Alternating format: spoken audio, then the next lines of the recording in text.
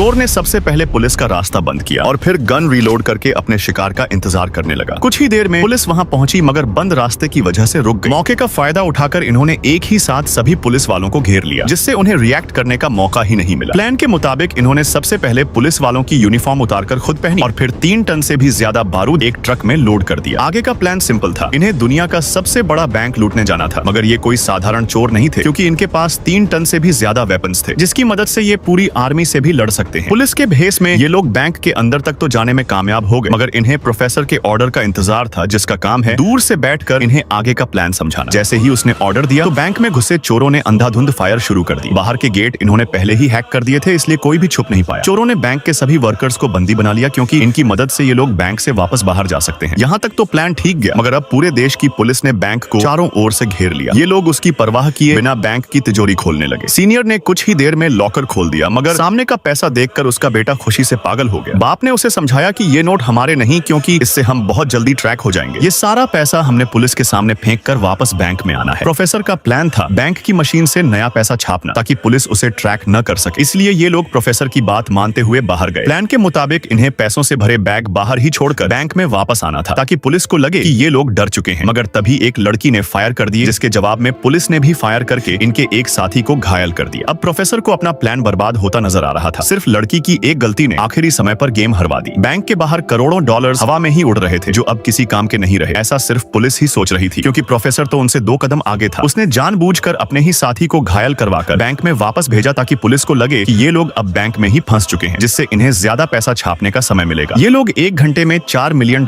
के नए नोट छाप रहे थे। पुलिस सोच भी नहीं सकती थी कि जितना पैसा इन्होंने बैंक के बाहर छोड़ा था, वो तो आटे में नमक के बराबर था। ये लोग जितनी देर लगाते, बाहर की सिक्योरिटी उतनी ही टाइट होती जा रही थी। मगर पुलिस वाले चाहकर भी अंदर नहीं जा सकते थे, क्योंकि अंदर 50 से भी ज्यादा लोगों की जान को खतरा था।